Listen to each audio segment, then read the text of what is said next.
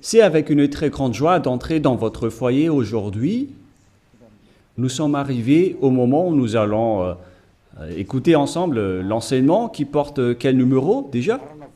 C'est le numéro 1, notre enseignement d'aujourd'hui. Après une pause assez longue, nous allons avancer dans la suite de l'enseignement. Le titre de l'enseignement d'aujourd'hui concerne le Dieu d'Abraham.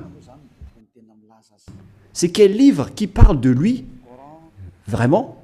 Est-ce que c'est le Coran de l'islam? Ou bien le Sefer Torah juif? Voilà ce que nous allons voir ensemble pour aujourd'hui. Je précise bien que notre enseignement porte le numéro 1 pour aujourd'hui, c'est-à-dire un nouvel enseignement que nous allons suivre ensemble selon les directives de Yahushua. Gloire éternelle à lui. Premièrement, je réitère mes salutations pour vous qui m'écoutez et je vous souhaite le meilleur pour vous qui suivez déjà la parole et l'enseignement en ce moment. Nous sommes arrivés au moment où nous allons avancer dans cet enseignement numéro 1 pour aujourd'hui, que vous allez suivre avec moi, l'ambassadeur de Yahushua, Ziadia Elia. C'est moi qui est avec vous en ce moment, que vous voyez en image, et ma voix, vous êtes déjà habitué à l'écouter de manière habituelle. Et je répète encore le titre de notre enseignement. Où est-ce qu'on peut trouver la vérité? C'est dans quel livre qui parle vraiment du Dieu d'Abraham? Car là, on parle vraiment du livre juif. Pourquoi je parle du livre juif qu'on appelle le Sefer Torah? Et il y a aussi le livre du Coran. Pourquoi Elia parle du livre juif, du Sefer Torah, ainsi que du Coran?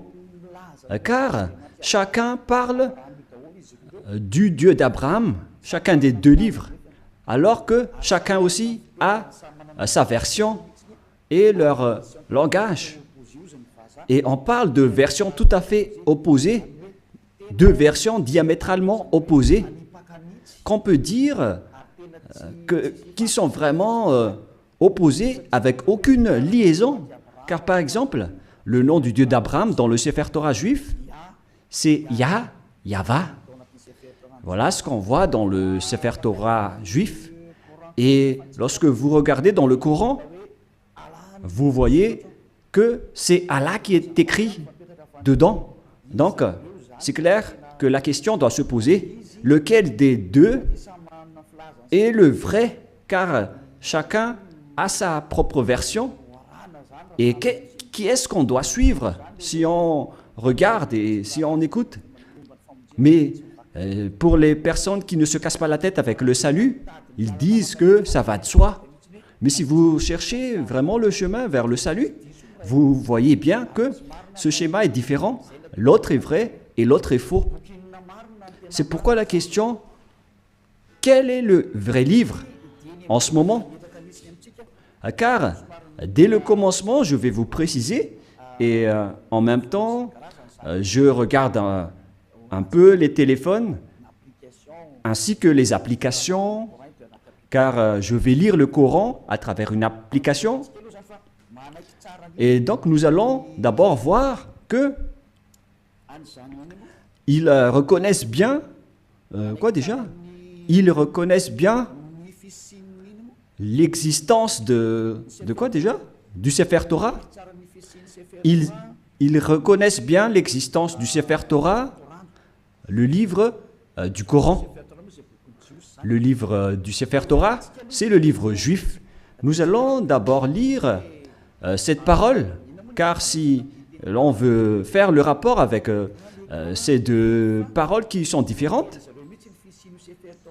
alors que le Coran reconnaît bien le Sefer Torah juif, le Sefer Torah appartient aux Juifs israéliens.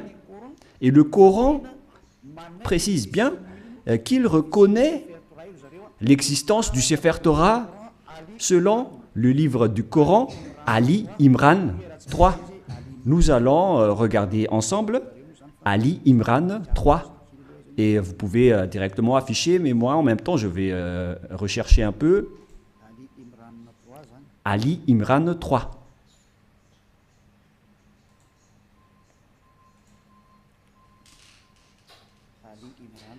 Ali Imran, que vous pouvez déjà afficher, car là, je l'ai retrouvé.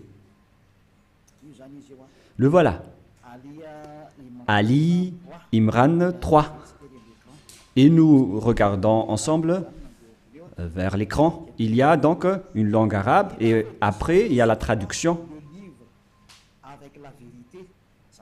Il a fait descendre sur toi le livre avec la vérité. Confirmant le livre descendu. Et il fit descendre la Torah et l'Évangile, ce qui prouve que l'islam reconnaît bien que ce sont eux qui ont fait entrer la Torah ainsi que l'Évangile dans le verset 2, à l'Imran verset 2. Voilà ce qui est dit. Allah, pas de divinité à part lui. C'est-à-dire qu'il n'y a pas aucun Dieu à part lui, le vivant, celui qui subsiste par lui-même. Nous voyons bien donc qu'il y a deux schémas différents qu'on doit faire connaître aux gens. Où est-ce qu'on doit aller si vous cherchez le salut? Voilà le rôle de Élia. Élia est là pour sauver tous les humains, non pas seulement ceux qui invoquent Jésus ou Jesus, mais tous ceux qui veulent avancer, vous pouvez avancer. Ceux qui veulent rester, vous pouvez rester. Et c'est pareil aussi avec l'appel aux islamistes pour leur demander de regarder la vérité, car votre livre reconnaît bien l'existence du Sefer Torah juif et ils disent que c'est leur Dieu même qui l'a fait entrer. C'est le Dieu de l'islam. C'est vraiment grandiose ce qu'il dit en disant que c'est le Dieu de l'islam qui a fait entrer le Sefer Torah juif ainsi que l'Évangile, le Nouveau Testament, dans lequel il y a l'histoire du Fils de Dieu qui figure dans la Sainte Écriture juive, que les islamistes ne reconnaissent pas du tout en disant que le Fils de Dieu n'existe pas car Dieu n'a pas du tout enfanté. Voilà un autre problème, c'est-à-dire qu'il y a un schéma étrange concernant cette parole de Dieu qui vraiment possède la vérité. Et donc, nous allons suivre le titre qui raconte vraiment ce Dieu et qui a vraiment la vérité. Est-ce que c'est dans le Coran de l'islam ou c'est dans le Sefer Torah juif? Car ce sont les deux schémas opposants et qu'on doit confronter. Ce n'est pas qu'on va faire combattre le livre, mais on doit regarder la vérité à travers la parole. Et donc c'est clair que le Dieu de l'islam, selon eux, c'est lui qui a donné le Torah ainsi que le Nouveau Testament, la bonne nouvelle dans l'Évangile où il y a Yahushua, mais qu'ils ont changé au nom de Isha. Et les faux chrétiens l'ont changé en Jésus ou Jesus. Et certains nous demandent, est-ce que vous êtes chrétien? Moi, je réponds directement, nous ne sommes pas chrétiens. Car le Christ, plusieurs gens l'ont déjà changé en autre sens. Élia n'est pas chrétien. Élia suit Yahushua qui est l'élu. C'est celui que je suis. Voilà. Mais le Christ, le nom du Christ est déjà détruit. Et nous, on n'entre plus dans ce genre de choses étranges. Mais le vrai, le bien et le pur, c'est de suivre Yahushua, l'élu. Nous allons encore entrer dans ce sujet prochainement, mais on va dire d'abord que le livre de l'islam reconnaît Yahushua, mais ils ont juste changé son nom en Isha. Nous allons voir ça après. Mais dès le commencement, on voit bien que le Coran, ils reconnaissent bien le Sefer Torah juif. On parle ici du livre du Coran de l'islam. Donc là, c'est clair. Nous allons encore rajouter un autre verset. On va rajouter pour que ça soit bien complet dans vos écrits, nous allons encore lire dans le livre de Al-Maïda, qui s'écrit Al-Maïda. Al-Maïda 44.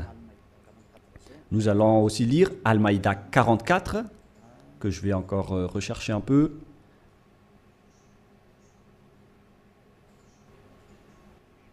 Al-Maïda 44. Al-Maïda 44. C'est-à-dire que c'est écrit en plusieurs paroles que le Torah existe. Mais comment te demanderaient-ils d'être leur juge quand ils ont avec eux la Torah dans laquelle se trouve le jugement d'Allah?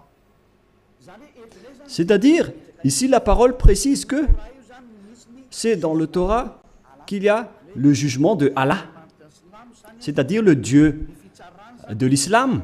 Son jugement réside dans le Torah, dans la Torah. Et donc c'est clair à ce sujet-là que la Torah appartient à Allah, ce qui est étrange déjà. Mais qui est le vrai propriétaire de la Torah? Est-ce que c'est Allah ou bien Yahva? Toutes ces questions se posent, car nous voyons tous ensemble que les islamistes disent qu'ils sont les propriétaires de la Torah, d'après ce schéma, car le jugement de Allah pour les humains est dedans. Et bien évidemment, on va juger les humains, et ils disent que c'est dans le Sefer Torah juif. Et puis après cela, ils jettent en jugement, et ces gens-là sont nullement des croyants. Bon, on va laisser ça de côté, mais ici, on voit bien que la parole est très claire en disant que le Dieu Allah Islam est bien dans le Sefer Torah juif, ce qui est déjà étrange. Mais on va voir la vérité. Et malgré cela, nous allons encore regarder d'autres paroles pour bien compléter, pour bien prouver la parole de Élia. Nous allons lire dans Mariam 12. Attendez un peu parce que le livre s'est envolé. Mariam.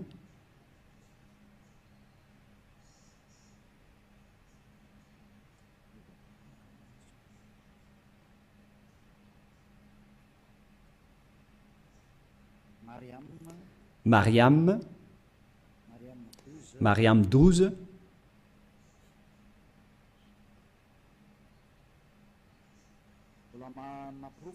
Ce qui, je suis encore en train de donner des preuves. Hein. Allez-y, affichez pour qu'on le lit, les techniciens. Oh Yahya, tiens fermement au livre, la Torah.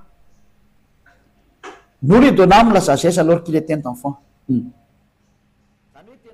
Ici donc, cette personne qu'on parle ici, on lui a dit de bien tenir le livre de la Torah qu'on lui a donné avec la sagesse. On lui a donné la sagesse dès son enfance. C'est-à-dire que c'est bien précisé dans le livre d'Islam, et c'est incontestable qu'ils reconnaissent l'existence du Sefer Torah juif. Alors, si l'on a vu tout cela, maintenant, on va regarder qui est vrai. Est-ce que c'est le Sefer Torah juif qui sont aux Juifs israéliens?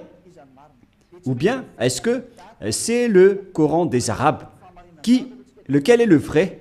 Et donc, nous devons revenir aux dates pour regarder la vérité. Quelles sont les paroles concernées ainsi que les dates? Premièrement, la date du Sefer Torah était vers l'année moins 2000. Et d'ailleurs, après, il a été distribué dans le synagogue selon les chercheurs et les historiens de Wikipédia. Vers l'année moins 1000, on a distribué déjà le Sefer Torah dans les synagogues. Voilà ce que les chercheurs ont dévoilé. Et d'ailleurs, les autres chercheurs peuvent penser à cela pour prouver la parole de Élia. Donc ici, on dit que l'existence du Sefer Torah était déjà vers l'année moins 2000. Nous allons donc voir l'histoire du Sefer Torah dans Wikipédia dans les autres encyclopédies humaines. Voilà donc un autre livre que j'ai sélectionné parmi les livres des chercheurs. En fait, ils sont plusieurs, ces chercheurs, qui ont sorti cette déclaration que j'ai extrait de leur livre. C'est dans l'ancien hébreu alphabet chart. Voilà son titre. Ancien alphabet hébreu chart. Le voilà. C'est en hébreu. Voilà les alphabets hébreux. Et il précise les dates. C'est en quelle année sa date de parution. Voilà donc la date. Ça a été utilisé entre moins 2000 avant Yahushua et moins 1000 avant Yahushua. C'est-à-dire que ça a été utilisé avant l'année moins 2000 jusqu'à l'année moins 1000 avant l'an 0. C'est-à-dire que le Sefer Torah juif, selon ce que tout le monde connaît déjà, notamment les savants, ils connaissent tout cela, mais moi j'ai sélectionné spécialement cela dans Ancien Hébreu Recherche Chapter. C'est-à-dire que les Hébreux ont fait des recherches avec leurs savants pour sortir cet article que ça a été utilisé vers moins 2000, qu'on a utilisé l'alphabet hébreu, colonne 1 utilisé dans l'ancienne époque, colonne 2 vers moins 1000 jusqu'à moins 100, et colonne 3 utilisée depuis moins 400 jusqu'à plus 100. Voilà donc. Alors, on voit bien que c'était utilisé vers moins 1000 jusqu'à plus 100, mais pas moins 100 pour la deuxième. Ici, on voit clairement que c'est depuis l'année moins 2000 que le Sefer Torah juif a déjà existé. Nous allons encore donner une deuxième preuve, toujours sur Wikipédia. Sur Wikipédia, ils disent, concernant la distribution du Sefer Torah juif, lorsqu'ils l'ont sorti, c'est dans Wikipédia que nous allons le lire. Voilà ce qui est dit dans le don du Sefer Torah. Don du Sefer Torah. C'est où déjà? Voilà. Le don des nouveaux Sefer Torah à la synagogue est souvent l'occasion d'une fête joyeuse avec des chants, danses et prières. Cet usage remonte au premier temple. On parle ici à l'époque où le temple de Jérusalem n'était pas encore détruit, vers 1000 avant Yahushua. Mais le vôtre, ce n'est pas cohérent. Voilà. C'est-à-dire que ça a déjà existé depuis l'année moins 1000 concernant la distribution du Sefer Torah dans les synagogues. Les synagogues, ce sont des genres de petites églises. Si on compare avec le royaume de Yahushua, ce sont les VP, les petites églises régionales, etc. Et donc, ils ont distribué le Sefer Torah depuis l'année moins 1000 dans les synagogues. C'est-à-dire, c'est depuis une époque ancienne que le Sefer Torah existait déjà. C'est-à-dire vers l'année moins 1000. Et on a déjà vu aussi qu'il a existé depuis moins 2000. Mais sa distribution dans les synagogues, c'était vers l'année moins 1000 avant l'an 0. Donc là, c'est clair et c'est bien prouvé que le Sefer Torah existait déjà avant l'année 0. Et vers l'année moins 1000, on l'a distribué dans les petites synagogues, dans les petites églises. C'est incontestable alors qu'il est très ancien. Et nous allons ensuite regarder concernant le Coran de l'islam. Et si je vous dis tout ça, c'est par amour pour vous les humains, avant votre anéantissement. Elia vous dit de vous retourner. Il n'y a plus rien à faire pour votre terre. Sa destruction est arrivée. Et moi je dis à tous les humains de revenir vers le propriétaire de cette terre qui va être détruit, car vous ne pouvez plus l'empêcher en ce moment, c'est déjà en cours. Et si vous ne, tant que l'histoire ne vous frappe pas, alors sachez, vous tournez. C'est pourquoi ce salut en sauve tout le monde, sans exception, pour que personne ne soit plus trempé. Car les pécheurs ont été tous trempés. Et on est en train de sauver les pécheurs pour que vous ne péchez plus. Et les gens qui sont avec Élia ne pêchent plus. Est-ce que vous ne désirez pas ça? L'objectif de prier, c'est de ne plus pécher. Mais si vous êtes encore pécheur, n'espérez pas d'aller vers le Dieu d'Abraham. Les pécheurs n'iront jamais auprès du Dieu d'Abraham. Vous êtes en train d'être baratiné par les gens. Vous seriez perdu en enfer et dans le lac du feu. Voilà votre finalité. Alors faites bien attention. Et là, maintenant, on va voir à quel moment le Coran de l'islam a existé. Toujours dans le livre du Coran que nous allons prendre sur Wikipédia, date de parution.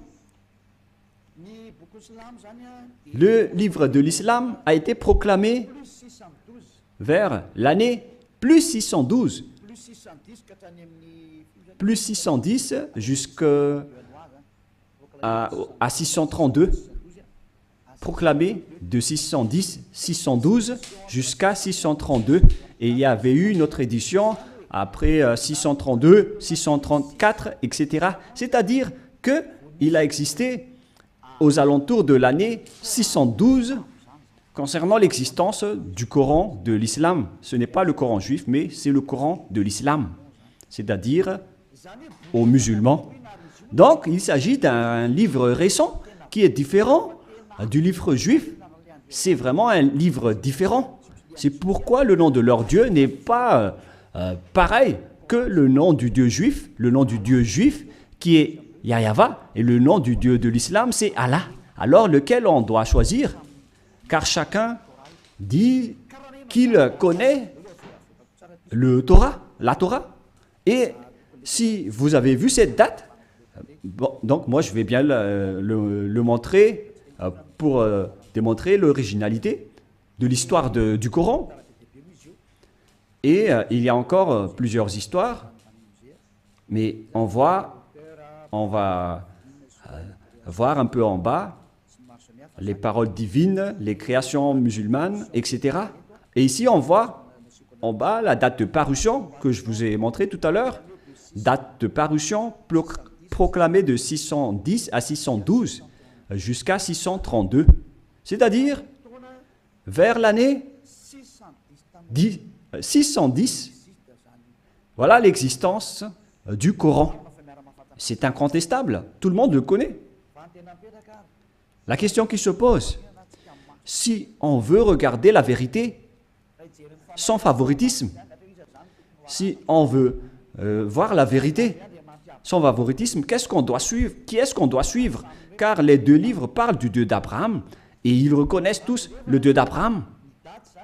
Et lorsqu'on a regardé les dates, la date du Sefer Torah était vers l'année moins 2000, son existence. Et vers l'année moins 1000, sur Wikipédia, c'est prouvé qu'il a été distribué, le Sefer Torah, on l'a distribué dans les petites synagogues. C'est-à-dire qu'il s'agit d'un livre très ancien, le Sefer Torah. C'est lui qui a conservé les anciennes paroles. Et donc, si on regarde bien, qu'est-ce qu'on doit prendre? Est-ce que vous allez prendre le livre qui était né vers plus 600 de l'islam? Est-ce que c'est là qu'on doit voir la vérité sur le Dieu d'Abraham, ou bien vers celui qui était vers moins 2000? Et sans hésitation, sans favoritisme, tout le monde doit dire qu'on doit voir dans le livre qui existait vers moins 2000, qui a conservé toute la vérité. Voilà la vérité. Lorsque vous regardez l'originalité, il faut regarder le plus ancien. Si l'on prend l'exemple d'un problème foncier, on doit avoir la source de la situation juridique au tribunal, on doit voir l'authenticité, le plus authentique, le plus ancien. Et donc, c'est clair que c'est celui qui possède le plus ancien dossier qui est le propriétaire du terrain, mais pas celui qui est venu récemment. Voilà donc pour prouver la vérité qui est incontestable, même pas un tout petit peu. Voilà la question qui se pose. Qui a eu tort? Et nous allons d'abord préciser ce schéma qui est en cours. Et qui a écrit le livre du Sefer Torah d'abord? Car nous voyons bien que celui qui a écrit le livre du Coran, c'est un arabe. Et il ne peut pas nier cela. Mais celui qui a écrit le Sefer Torah juif, c'est Moshe. C'est Moshe qui l'a écrit. Et c'est justement ça qu'on va regarder en disant, est-ce que le Coran reconnaît Moshe et accepte Moshe? Voilà ce qu'on va regarder. Allons-y. Il accepte Moshe car c'est Moshe qui l'a écrit. C'est dans Exode 24. Quel verset déjà?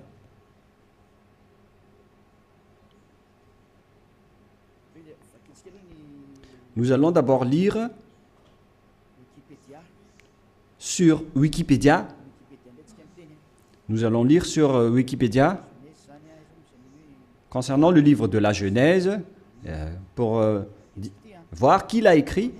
Nous allons lire le livre de la Genèse sur Wikipédia qui a été écrit par les chercheurs mondiaux. Donc le livre de la Genèse ainsi que les autres livres, qui les ont écrits?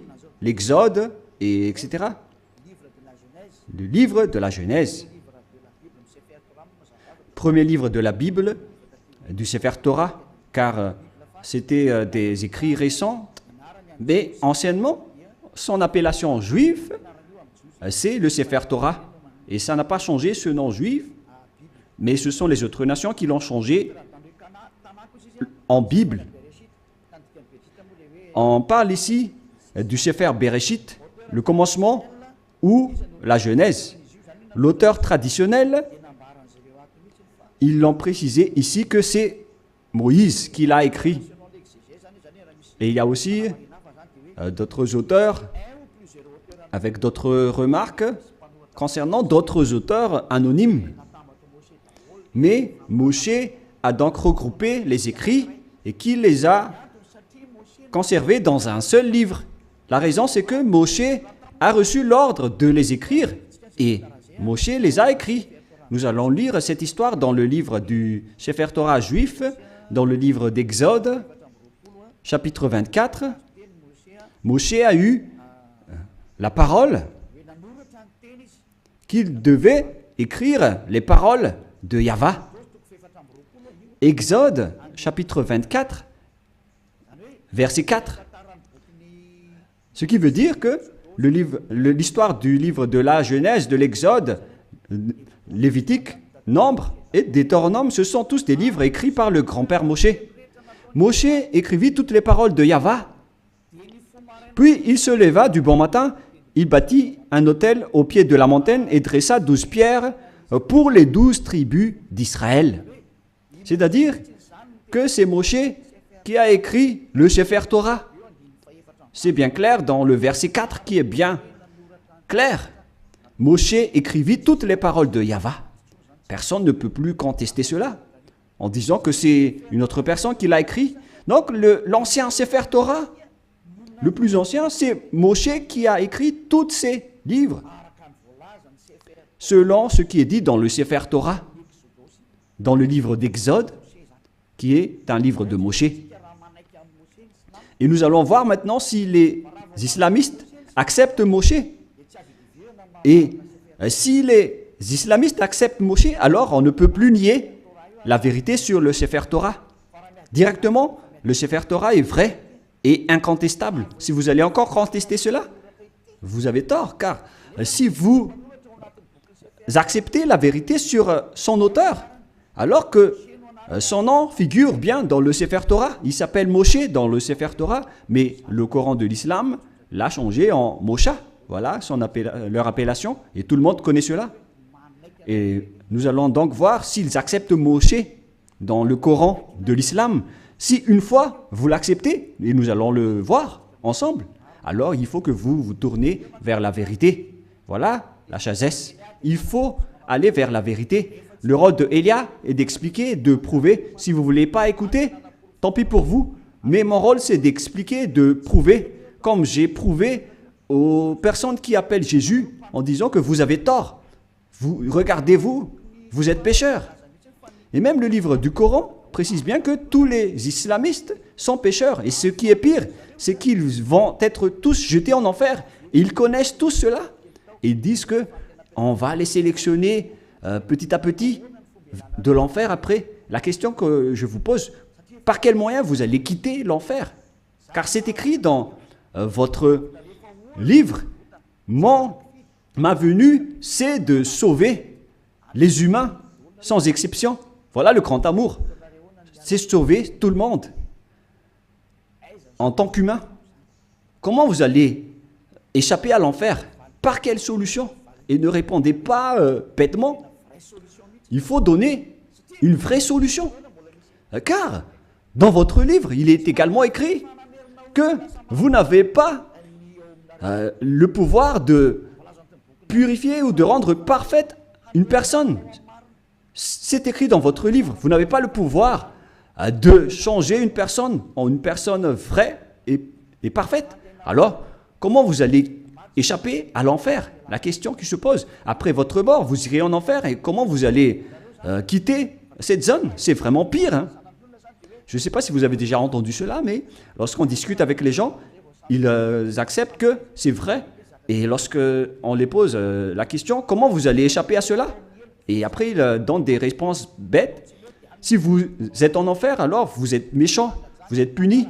C'est là que les adultères, les voleurs, les idolâtres, ils vont être jetés en enfer et dans le lac de feu et de soufre. Mais dans le livre de Sefer Torah juif, il est dit que si quelqu'un est jeté là-bas, il ne pourrait plus y échapper. Souvenez-vous bien de cela.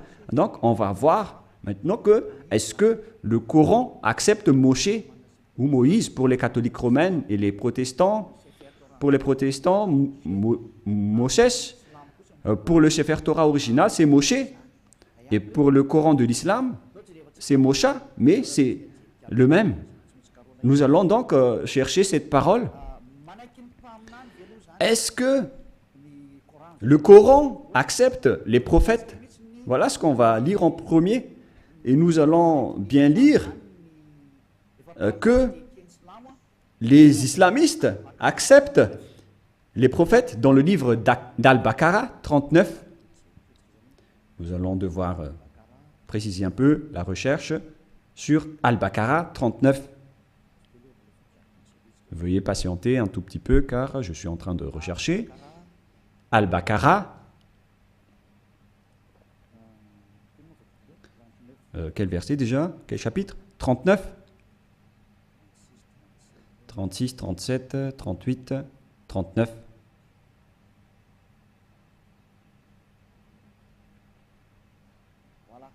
Voilà. Al-Baqarah 39, le voilà.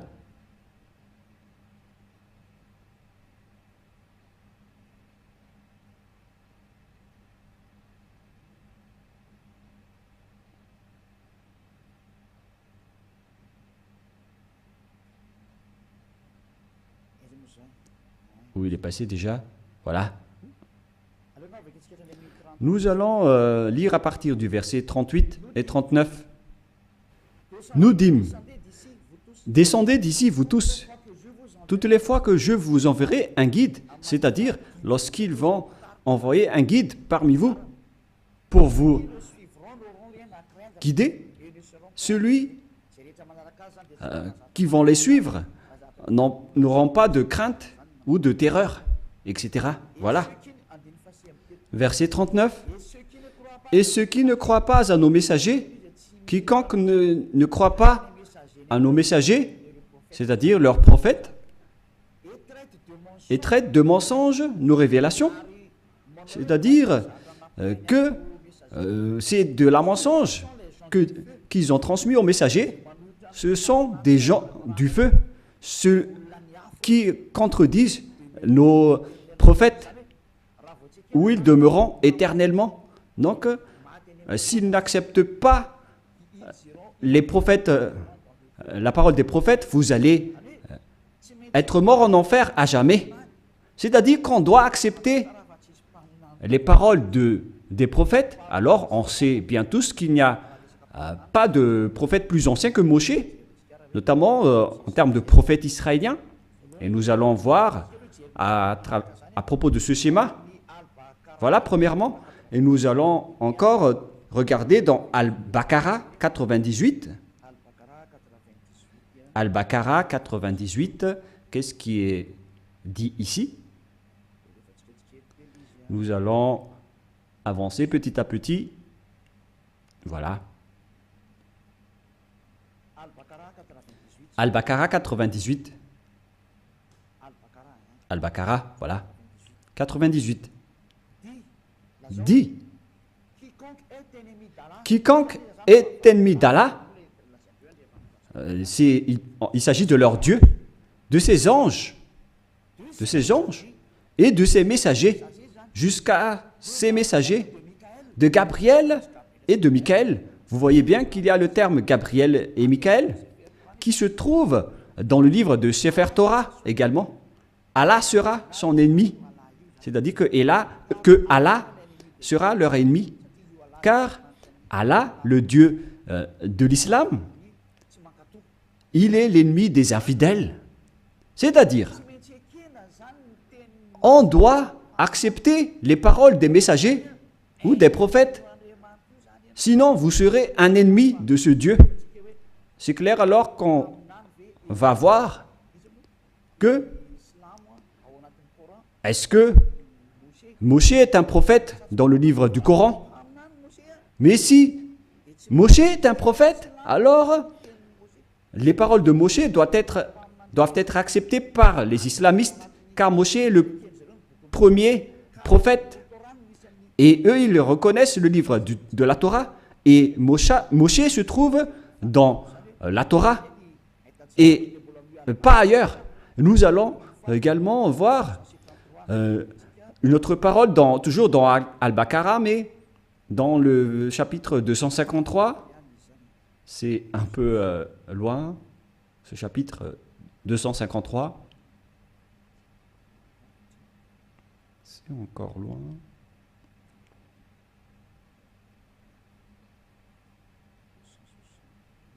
« 260, nous allons revenir un peu, nous allons un peu trop loin. Là, on est en train de trop rechercher.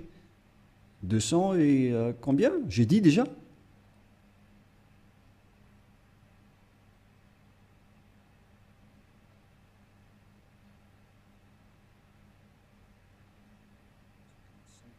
55, 54, 53, voilà. Écoutez bien ceci. Parmi ces messagers, nous avons favorisé certains par rapport à d'autres. Il en est à qui Allah a parlé, vous savez. C'est-à-dire, parmi les prophètes et les messagers, il y a des hauts gradés par rapport aux autres.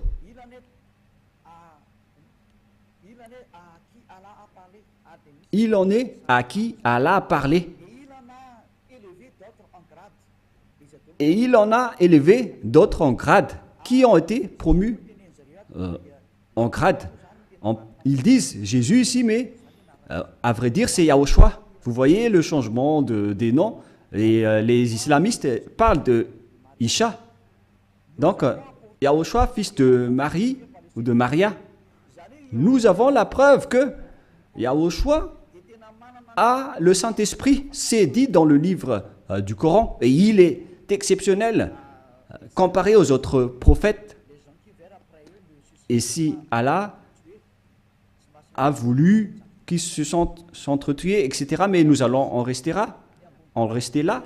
Mais ce qu'on précise ici, c'est qu'il y a des prophètes haut gradés parmi les autres prophètes, y compris Yahushua, le fils de Maria. C'est bien dit dans le livre du Coran, de l'islam. C'est-à-dire que, face à cette parole, le livre du Coran précise bien que ils acceptent bien que Yahushua, qui a été enfanté par Maria, a bien le Saint-Esprit. Et ils ont dit qu'ils ont bien la preuve qu'on lui a bien donné le Saint-Esprit. On lui a confirmé le Saint-Esprit. Et c'est Allah qui a dit cela selon eux. Alors ici, c'est précisé qu'on doit écouter les paroles des prophètes. Alors, maintenant, nous allons lire comment ils acceptent Moshe, Moïse ou Mosha. Est-ce qu'ils acceptent Moshe? Dans le livre d'Al-Imran, est-ce qu'ils acceptent Moshe? Voilà ce qu'on va terminer ceci pour aujourd'hui. Est-ce que le Coran de l'islam accepte Moshe? Parce que s'ils acceptent, face à toutes ces paroles, donc c'est clair que c'est le Sefer Torah juif qui est vrai et le Coran est faux, d'après tout ce qu'on a dit. J'ai donné des preuves. Je n'ai pas seulement donné des paroles du Sefer Torah, mais j'ai également donné des paroles du Coran. Comme ça, vous voyez bien que je n'ai pas fait du favoritisme, car chacun a dit sa version, et à vous de connaître lequel doit-on suivre. Et donc, le livre de Al-Miran 84 précise aussi, et je précise aussi que c'est de l'amour, tout ce que je suis en train de vous parler, pour que vous ne soyez pas jetés en enfer, au cas où vous allez être en difficulté avec le danger que vous allez subir. J'ai dit Al-Imran 84, voilà. Allons-y. Dit Al-Imran 84. Nous croyons en Allah, à ce qu'on a fait descendre sur nous. On parle ici des islamistes. À ce qu'on a fait descendre sur Abraham, en Ismaël, en Isaac.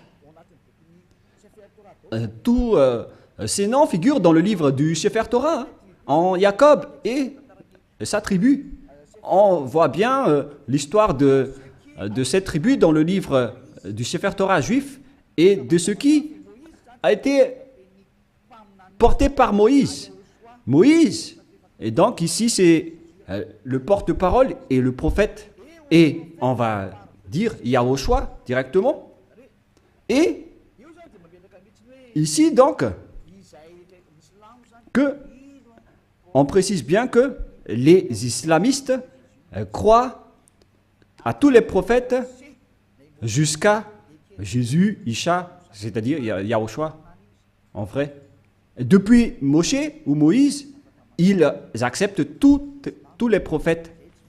C'est clair alors que le Coran ne peut pas dire qu'il nie Moshe. C'est pas vrai. On le nie carrément, car nous l'avons bien tous vu ensemble. Élia n'a rien inventé. Élia n'a rien inventé. C'est le salut. Le danger arrive sur votre terre. C'est le devoir de Élia de vous sauver. Mais si vous ne voulez pas être sauvé, vous avez déjà écouté, tant pis pour vous. Mais j'espère que vous allez être sauvés. Nous allons encore voir une autre parole dans Mariam 51. Où se trouve le livre de Mariam? 51.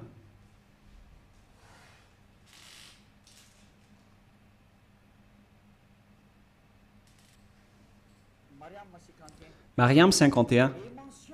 Et mentionne dans le livre de Moïse ou Moshe, c'était vraiment un élu. Et c'était un messager. Et un prophète. Les islamistes exigent bien et précisent qu'il faut bien marquer que Moïse ou Moshe, c'était vraiment un élu. Il faut bien donc marquer dans le livre de l'islam que Moïse ou Moshe ou Mosha, c'est un élu, c'est un porte-parole et c'est un vrai prophète messager. Voilà. Il est également en même temps un élu, il a été choisi. C'est vraiment un élu. C'est un homme élu, alors ne le négligez pas. Voilà ce que ça veut dire. Vous voyez maintenant que les islamistes ne doivent plus nier. Car c'est bien dans leur Coran la vérité de Moshe. Et qu'est-ce que Moshe a dit? Car c'est Moshe qui va nous dire que c'est lui qui a écrit le livre de la Genèse. Nous allons aussi voir cette parole. Donc c'est clair que vous ne devez plus nier cela en disant qu'il y a des fausses paroles. Pourquoi vous allez contredire la parole de Moshe? Car la parole de Moshe est vraie et ça a déjà existé vers moins 1500. Comment vous allez encore pouvoir le nier? Vous voyez bien que c'est impossible. Directement, vous allez nier votre propre parole si vous niez les paroles de Moshe. C'est clair, donc, que vous devez revenir vers le Sefer Torah juif si vous voulez être sauvé. Si vous ne voulez pas revenir là-bas, alors là, vous êtes frappé par votre propre parole. Je n'ai rien inventé. Lisez bien la parole. Il faut que nous allons encore rajouter une autre parole pour prouver dans Al-Baqarah 51. Al-Baqarah 51, nous allons lire.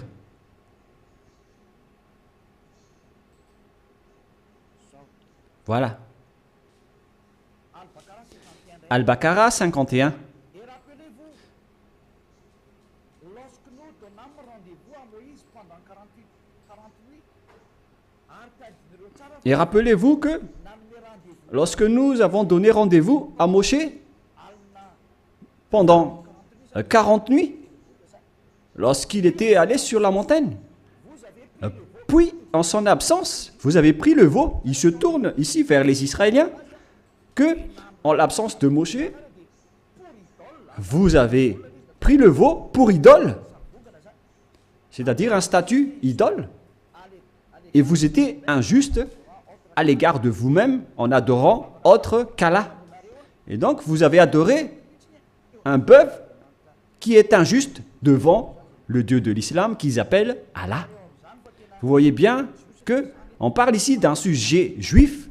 Donc, les islamistes acceptent que Moshe a été bien monté sur la montagne, alors qu'on voit cette histoire dans le Sefer Torah juif qui existait déjà vers moins 1500, qui est bien loin comparé au livre du Coran qui a existé vers plus 600. Les dates ne sont pas vraiment du tout, ne sont pas du tout proches.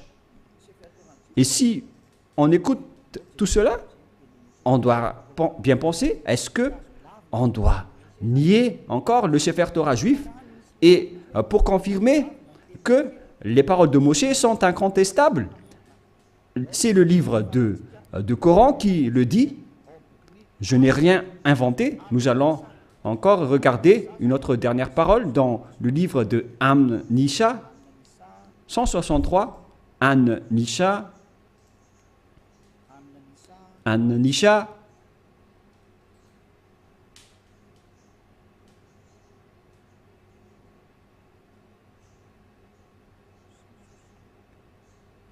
162.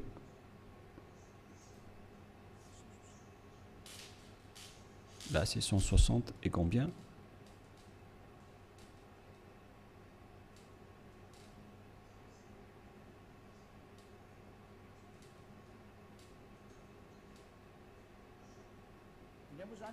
Ici, donc, tous les prophètes sont concernés. Nous t'avons fait une révélation.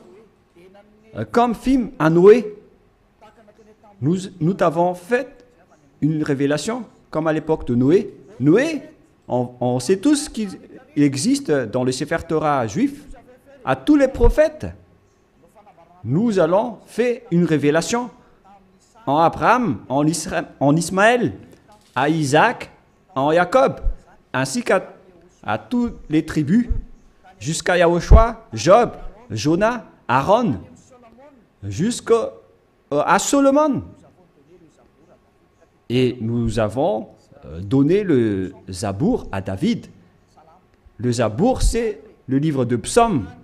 C'est-à-dire que même le Coran de l'islam reconnaît et accepte le Zabour ou psaume. Z-A-B-O-U-R. Les islamistes acceptent le livre de Solomon, le livre d'Aaron, le livre de Jonas, prophète, le livre de Job, le livre de Yahushua.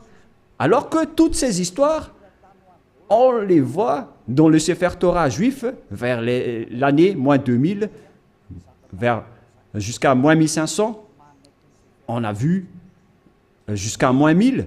On a vu toute cette histoire. Donc, le Coran de l'islam accepte le Sefer Torah juif.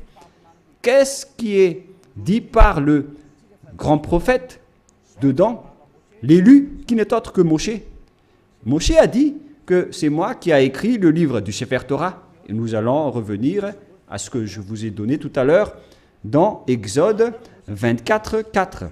Moshe dit ici dans Exode 24, 4. Moshe écrivit toutes les paroles de Yahva. Celui qui est invoqué par Moshe dans le Sefer Torah, c'est Yahva, mais pas Allah. Voilà une première erreur. Car Moshe existait déjà vers l'année 1500, qui est déjà très ancien. Je n'ai pas encore donné la date de naissance et d'apparition de Moshe. Et dans ce livre, tout le monde le connaît. Ce n'est pas une nouvelle chose pour vous. Voilà donc l'histoire de Moshe, le Moïse historique comme titre. On parle de l'histoire de Moshe selon les chercheurs. Par conséquent, nous allons lire directement. Moïse, selon la Torah, a vécu 120 ans. Serait né en 1560 avant l'ère commune et serait mort en 1440, c'est-à-dire vers l'année moins 1500 que Moshe a existé selon l'histoire des chercheurs. Nous n'allons pas chercher et approfondir à ce sujet, mais si on va faire la recherche, on va trouver cette date de moins 1500. Et si vous allez dire, est-ce que vous avez déjà fait la recherche? Oui, mais c'est une longue histoire que nous n'allons plus y revenir. Mais là, on voit bien que Moshe était déjà né avant tous les prophètes arabes, car selon eux, c'est dans le Sefer Torah que tout a été dit. Et le Sefer Torah a été écrit par Moshe. Et lorsque Moshe l'a écrit, il a dit, vous ne pouvez pas ajouter ou retrancher les paroles. Faites attention car ce sont les ordonnances de votre Dieu, le Dieu des Juifs. Et le Dieu de Moshe, il a bien expliqué que le Dieu de Moshe, vers moins 1500, et le Dieu d'Abraham, vers moins 2000, c'est bien clair que leur Dieu, c'est Yahva, qui est écrit dans le Sefer Torah. Nous allons donc lire la parole de Dieu, la parole de Moshe, dans le Sefer Torah juif, qui a dit qu'il ne faut pas ajouter ou retrancher les paroles. Deutéronome 4.2, c'est un livre de Moshe. Et Moshe est l'élu, le prophète et le messager. Alors il ne faut pas s'opposer aux paroles de Moshe. Nous allons lire Deutéronome 4, Deutéronome chapitre 4, excusez-moi, versets 1 et 2. Maintenant, Israël, écoute les lois et les ordonnances que je vous enseigne. Mettez-les-en en pratique. On a fait porter la parole à Moshe, venant du cher père Yahva. Israël, écoute les lois et les ordonnances que je vous enseigne, mettez-les-en en pratique afin que vous viviez et que vous entriez en possession du pays que vous donne Yahva, le Dieu de vos pères. Alors il faut que Israël suit cette parole. Le Dieu d'Israël, donc c'est un Dieu des Juifs, mais pas des Arabes. la parole est réservée aux Israéliens, ainsi qu'à ceux qui veulent être sauvés. Et si vous voulez être sauvés, rapprochez-vous du Dieu d'Abraham dans le Sefer Torah juif, écrit par Moshe. Et le nom du Dieu de Moshe, c'est Yahva, que je vais faire sortir après. D'ailleurs, il est déjà écrit, que vous pouvez le voir en ce moment. Verset 2, qu'est-ce qui est dit? Vous n'ajouterez rien à ce que je vous prescris, selon le Dieu d'Abraham. Le Dieu d'Abraham qui a discuté avec Moshe, et qui l'a ordonné. Et après, Moshe a dit, dans le Sefer Torah, que les islamistes acceptent l'existence. Le Sefer Torah précise bien que vous devez observer les lois de Yahva, votre Dieu. Et donc, vous n'ajouterez rien. Et vous n'en retranchez rien aux paroles. Voilà ce qui est dit par le Dieu de Moshe. C'est-à-dire que toutes les paroles écrites par Moshe depuis le livre de la Genèse. Et après, il a organisé l'écriture jusqu'à la fin du livre de Deutéronome. Les paroles de Moshe sont bien directes. Vous n'ajouterez rien et vous n'en retranchez rien. Alors, vous ne pouvez pas dire que c'est un livre ancien et obsolète qu'on ne doit plus écouter, ou que c'est un ancien prophète qu'on ne doit plus écouter. Sachez qu'il est interdit par la parole du Dieu qui a discuté avec Moshe dans le Sefer Torah juif. Il a dit, ne rajoutez rien et ne retranchez rien. Donc, tous ceux qui ont changé le Sefer Torah juif ont tous tort. Ceux qui ont changé ce livre sont coupables devant ce Dieu de Moshe, car il ne faut rien rajouter ou retrancher aux paroles. Alors que chacun réfléchisse. Qui a fait l'erreur? Qui a fait la faute? Ce n'est pas du tout Élia. Je vous ai donné la preuve. Et que chacun regarde et lit et écoute qui a eu tort. Et si les jugements se déroulent parfaitement, on a tous vu que celui qui a changé le Sefer Torah juif aura tort. Car c'est Moshe qui a précisé qu'on ne peut ni rajouter ni retrancher les paroles qui sont dedans, car ce sont les lois de Dieu, les lois de Yahva qui a envoyé Moshe vers l'année 1500. Il est le plus ancien des prophètes et il a écrit le Sefer Torah directement. Et ce prophète a dit qu'il ne faut pas ajouter ni retrancher mes paroles selon le Dieu d'Abraham. Car si vous allez faire ça, vous allez être en conflit avec lui. C'est interdit pour vous de faire cela. Alors que chacun réfléchisse pour ceux qui l'ont changé. Et je vais confirmer la parole de Moshe. Moshe a encore dit que vous devez uniquement écouter les paroles des prophètes israéliens. C'est également ces paroles. Alors que chacun réfléchisse face à tout cela, qu'est-ce qui se passe sur cette terre? Pensez-y, prenez une décision pour ceux qui vont être sauvés.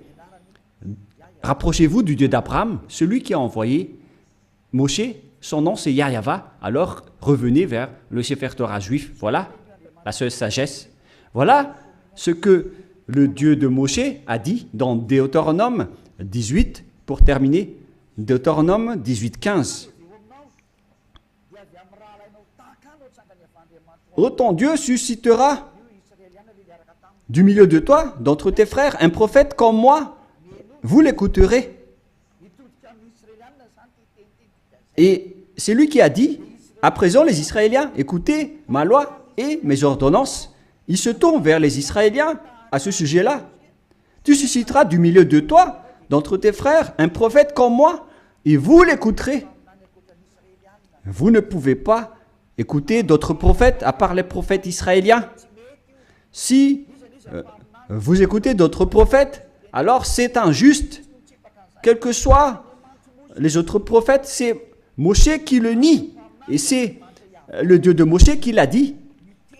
Et c'est le Dieu Yahva qui a envoyé Moshe, le prophète, qui a dit que vous ne devez écouter que les prophètes israéliens. Pour terminer, nous allons lire le verset 18 et 19. Deutéronome 18, 18, 19. Je leur susciterai du milieu de toi, de leurs frères, un prophète comme toi. Je mettrai mes paroles dans sa bouche et il leur dira tout ce que je lui commanderai. Et si quelqu'un n'écoute pas mes paroles qu'il dira en mon nom, c'est moi qui lui en demanderai compte. Selon ce Dieu d'Abraham, c'est le Dieu d'Abraham qui a déclaré que quiconque n'écoute pas ma parole, je vais les juger. Qu'est-ce qu'il a dit? Vous devez uniquement écouter les prophètes israéliens. S'ils ne sont pas israéliens, alors c'est pas correct. Selon le Dieu d'Abraham, il a dit que vous devez écouter les prophètes israéliens. Et le prophète israélien qui a écrit cela, c'est Moshe, que vous acceptez dans le livre du Coran. Le Coran accepte précisément qu'il est accepté en tant que prophète, messager et élu. Donc si vous niez Moshe, ce Dieu d'Abraham va vous juger. Et nous allons terminer avec le nom du Dieu d'Abraham. Son nom c'est Yahva. Nous allons lire dans le livre de l'Exode pour terminer. Et après que chacun réfléchisse sur cette grande bonté, car c'est un salut pour vous. Nous sommes arrivés pour vous sauver. Le sage voit le danger et se cache, mais le fou avance et regrette. Exode 15:2. Yahva est ma force et le sujet de mes louanges. C'est lui qui m'a sauvé. Il est mon Dieu, je le célébrerai. Il est le Dieu de mon Père. Je l'exalterai. Yahva est un vaillant guerrier. Yahva est son nom. Donc, le nom de ce Dieu dans le Sefer Torah, c'est Yahva. D'ailleurs, nous avons le Sefer Torah que nous allons montrer pour terminer dans Exode 15:2.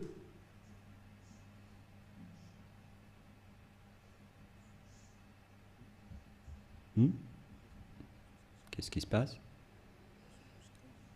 Exode 15, nous allons lire Exode 15. Voilà. Exode 15:2. En hébreu, il est dit ici que Avzi Vzimrat Yah. Yah, c'est le nom de Dieu. Vaili, Ilishua, Evanvehu, Elohe, Alui, Varuminu. C'est Yah qui est son nom depuis le début. Et deuxièmement, Yahva, Ishmishchama, Yahva Shmo. Alors, ça veut dire Yahva, mais ils n'ont pas complété la parole, mais je l'ai déjà enseigné. Mais maintenant, nous allons revenir avec la version française, parce que là, c'est en hébreu qu'on ne peut pas comprendre. C'est dans Exode 15:3. Yahva est un vaillant guerrier. Yahva est son nom. Et le nom du Dieu invoqué par Abraham et par Moshe dans le Sefer Torah juif que le Coran accepte, qui existait vers moins 2000 et moins 1500. Il précise que le nom de ce Dieu d'Abraham qu'ils ont appelé à eux deux, Abraham et Moshe, le nom de ce Dieu c'est Yahva. Et donc, si vous ne suivez pas cela, imaginez et pensez que vous avez fait une grosse erreur. Si vous mourrez dans cette situation, vous irez en enfer. Écoutez ma parole, c'est de l'amour, ce n'est pas de la diffamation, c'est de la preuve pour la parole. Le sage voit le danger et se cache, mais le fou avance et le regrette. J'espère que vous tous qui m'avez écouté, vous allez vous tourner vers la vérité, le Dieu d'Abraham, le Dieu de Moshe qui est incontestable. Suivez Yahva, suivez Yahushua. Écoutez la parole du Dieu d'Abraham dans le Sefer Torah juif pour votre sagesse. Nous allons prier ensemble. Merci infiniment Père Yahva pour toutes ces paroles. J'ai fait connaître à tout le monde entier ta vérité. Je les ai donné la preuve concernant ta vérité, ainsi que l'injustice que les gens ont pratiquée jusqu'à maintenant. Et il y a te demande d'ouvrir la raison des gens pour qu'ils se repentissent et pour être guéris. Montre-nous ta gloire et ta bonté, Père Yahva, car c'est le moment de donner la vérité. C'est la dernière heure, le dernier moment pour faire revenir la raison des gens, pour se tourner vers toi. Le sage voit le danger et se cache, mais le fou avance et le regrette. Père Yahva, la gloire éternelle est uniquement à toi. On va faire revenir vers toi ta gloire ton respect et ta vérité. Voilà la mission que tu as confiée à Élia. Gloire éternelle à toi, Père Yahva. Et au nom de toi, Yahushua. Alléluia. Amen. Je vous souhaite à tous d'être bénis par Yahushua et à notre prochain rendez-vous. Au revoir.